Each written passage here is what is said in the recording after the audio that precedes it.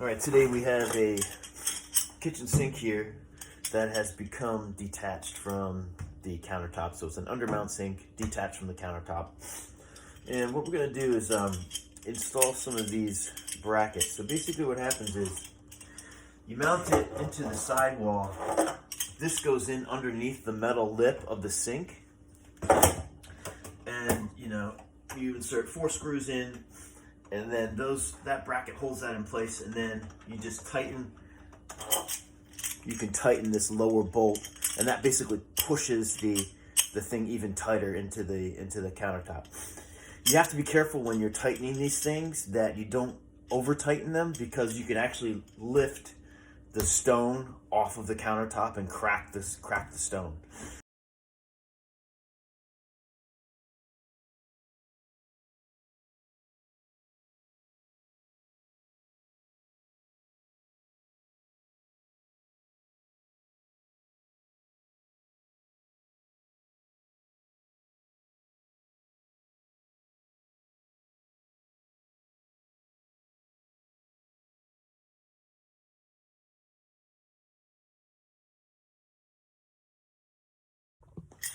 All right, so I've got the brackets installed. So 2 on the right side, 2 on the left side.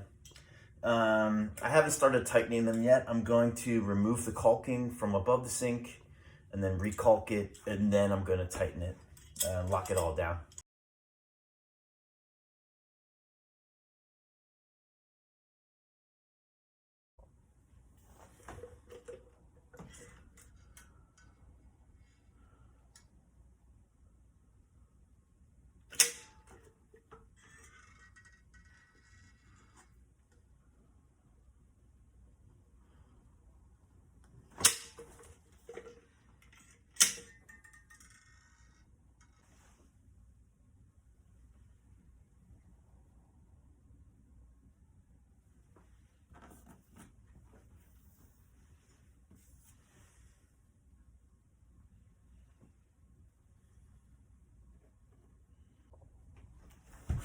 All right, so done the caulking around the top.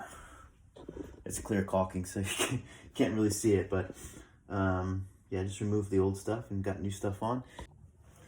All right, so we're just gonna start tightening, and I just kind of like hand tighten first, if I can. So hand tighten them up, get the bolt going.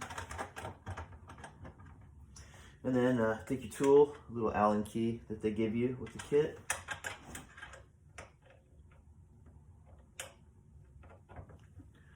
And just start tightening. And you also want to be listening, because you can actually hear if you're actually lifting that countertop up. You'll start to hear some cricks and cracks and little things like that. So be careful. Listen for that sound. Listen for your sounds. And again, do not over tighten.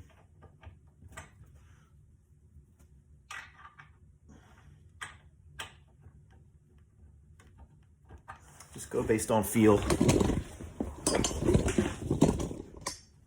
Sometimes less is more when you're dealing with this stuff. When you do the caulking and then you do the tightening, you don't want to wait too long to wipe your caulking, because if you do, because the caulking starts to skim over, it starts to harden very quickly. In fact, this GE silicone, I think it's a 30-minute rain ready or something. That's 30-minute water ready.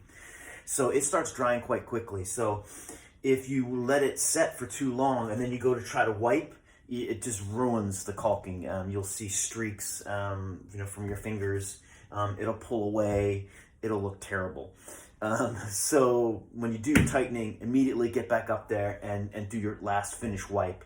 If it does pull away and looks terrible, you're gonna have to cut it away, wipe it all away, and then redo that section again.